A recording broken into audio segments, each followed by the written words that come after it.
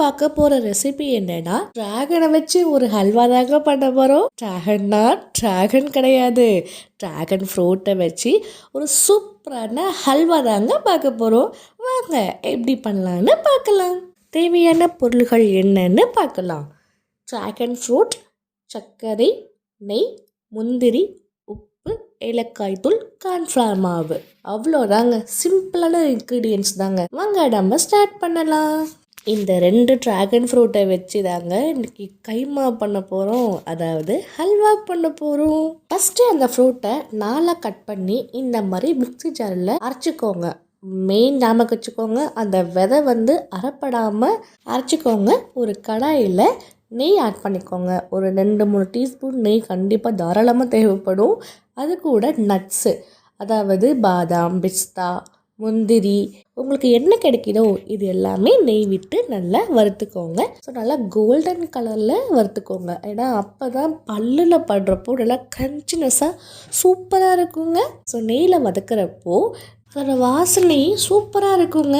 நம்ம வீட்டில் குட்டீஸ் எல்லாருமே கேட்பாங்க, அம்மா ஹால் வரைக்கும் வாசனை வருதும்மா, என்ன பண்ணுறீங்க அப்படின்னு அவங்கள ஆர்வமாக எட்டி பார்ப்பாங்க.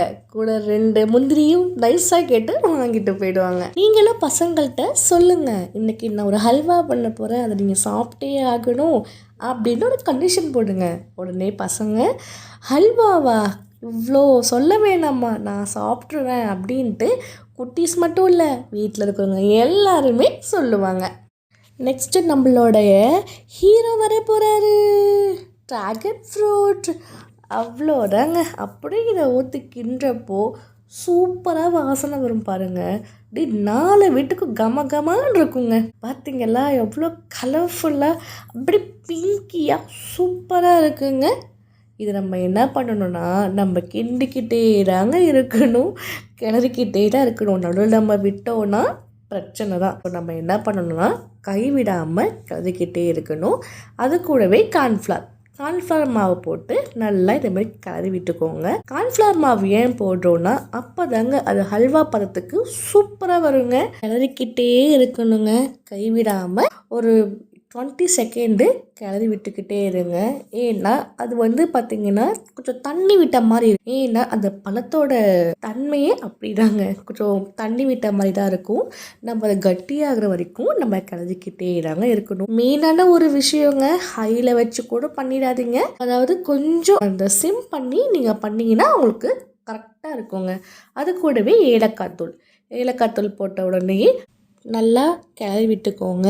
ஸோ கிளறின பிறகு அதோட தண்ணி பார்த்திங்கன்னா கம்மியாகி நல்லா சுண்டி அது உங்களுக்கு ஹல்வா பதத்துக்கு வரும். அந்த ஹல்வா பதத்துக்கு வர வரைக்கும் நம்ம வெயிட் பண்ணணும். சரி, உங்கள் யாருக்கெல்லாம் இந்த டிராகன் ஃப்ரூட் ரொம்ப பிடிக்கும்னு எனக்கு கமெண்ட் பண்ணுங்கள். ஏன்னா டிராகன் ஃப்ரூட் எல்லாருக்குமே பிடிக்க சான்ஸ் இல்லை, கொஞ்சம் பேருக்கு பிடிக்க சான்ஸ் இருக்குது. ஏன்னா இந்த பழமும் சாப்பிட்றதுக்கும் ரொம்ப ஈஸி தாங்க. ஜஸ்ட்டு ஒரு கத்தியை வச்சு அந்த பழத்துக்கு சென்டரில் ஒரு கோடு போட்டு அப்படியே நம்ம வாழைப்பழம் மாதிரி உரிச்சி எடுத்து அப்படியே சாப்பிட வேண்டியதான். அது சாப்பிட்றதுக்கும் சூப்பராக இருக்குங்க. ஃபஸ்ட்டு இந்த ஹல்வா பார்த்திங்கன்னா அல்டிமேட்டாக இருக்குங்க. நல்லா கிளறி விடுறதுக்காக கொஞ்சோண்டு கீ ஆட் பண்ணிக்கலாங்க. ஒரு 2 டீஸ்பூன் கீ ஆட் பண்ணிக்கலாம். கீ ஆட் பண்ணால் தான் உங்களுக்கு கிளறதுக்கு கொஞ்சம் ஈஸியாக இருக்குங்க. ஸோ கிளறினதுக்கப்புறம் அது கூட ஒரே ஒரு சிட்டிகை தாங்க சால்ட் ஆட் பண்ணிக்கோங்க. ஸோ சால்ட்டு ஏன் ஆட் பண்ணுறோன்னா நம்ம போடுற ஸ்வீட்னஸுக்கு எக்ஸ்ட்ரா நிறையா சூப்பராக இருக்குங்க. ஸோ சால்ட்டு போட்டதுக்கப்புறம் நல்லா கிளறி விட்டுட்டு அது கூட நம்ம உங்களுக்கு பிடிச்சா நாட்டு சர்க்கரை போடலாம், அப்படி இல்லைன்னா சர்க்கரை போடலாம், அப்படியும் இல்லைன்னா நீங்கள் கருப்பட்டி போடலாங்க. என்னை பொறுத்த வரைக்கும் கருப்பட்டி தாங்க பெஸ்ட்டு நான் சொல்லுவேன். ஏன்னா கருப்பட்டியோட வாசனையும் ப்ளஸ் அதில் ஹல்வா பண்ணுற விதமும் வேறு லெவலுங்க. என்கிட்ட கருப்பட்டி இல்லை, ஸோ அதனால் நான் வெல்லம் ஆட் பண்ணிக்கிறேன். ஸோ வெல்லம் ஆட் பண்ணாலே சூப்பராக இருக்குங்க, அது ஒரு பிரச்சனையுமே இல்லை, அதுவுமே நல்லா இருக்கும். நம்ம வெல்லம் போட்டதுனால அந்த ஹல்வா கெட்டியாகிறதுக்கும் நிறைய சான்சஸ் உண்டுங்க. அதனால் நீங்கள் என்ன பண்ணுறீங்கன்னா கட்டி இல்லாமல் நல்லா கிளறிக்கோங்க. நம்ம வெல்லம் போட்டதுனால கட்டியாகிறதுக்கு நிறைய சான்சஸ் உண்டுங்க. ஸோ அதனால் கட்டி இல்லாமல் நல்லா கிளறிக்கோங்க. நான் அது கூடவே திராட்சையும் சீட்ஸுமே நான் ஆட் பண்ணியிருக்கேங்க. எனக்கு நிறைய சீட்ஸ் போட்டால் ரொம்ப பிடிக்கும். அதனால் நான் சீட்ஸ் ஆட் பண்ணியிருக்கேன். உங்களுக்கு வேணும்னா நீங்கள் ஆட் பண்ணிக்கலாம், இல்லைன்னா கூட ஸ்கிப் பண்ணிக்கலாம், ஒன்றும் ப்ராப்ளம் இல்லை. நல்லா கிளறி விட்டுக்கோங்க. பார்த்தீங்களா, கிளறப்பவே எப்படி ஹல்வா பதம் வந்துருச்சா?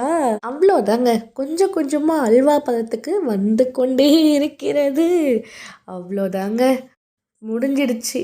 இதை நீங்கள் என்ன பண்ணுறீங்கன்னா, இந்த சூடோடு கொஞ்சம் எடுத்து வச்சு நீங்கள் ப்ரெட்டுக்கு சப்பாத்திக்கு போட்டு சாப்பிட்டிங்கன்னா சூப்பராக இருக்குங்க. இதை மட்டும் நீங்கள் ஒரு சின்ன பவுலில் ஹாலில் வச்சு பாருங்கள். எனக்கு ஒன்றுக்குன்னு சண்டை போட்டுவாங்க. ஏன்னா அந்தளவுக்கு இந்த கலரை அட்ராக்ட் பண்ணுங்க. கலர் மட்டும் இல்லை, டேஸ்ட்டுமே வேறு லெவலில் இருக்குங்க. இதை சாப்பிட்ட உடனே அப்படியே வாயில் கரையும் பாருங்கள். அப்படியே தேனாமிர்தமாக இருக்குங்க. அவ்வளோ அருமையாக இருக்கும். நீங்கள் வீட்டில் அதை கண்டிப்பாக ட்ரை பண்ணுங்கள். இந்த வீடியோ பிடிச்சிருந்தா லைக் பண்ணுங்கள், கமெண்ட் பண்ணுங்கள், ஷேர் பண்ணுங்கள். ஸோ மறக்காமல் சப்ஸ்கிரைப் பண்ணுங்கள். நெக்ஸ்ட் வீடியோவில் பார்க்கலாம். பாய்.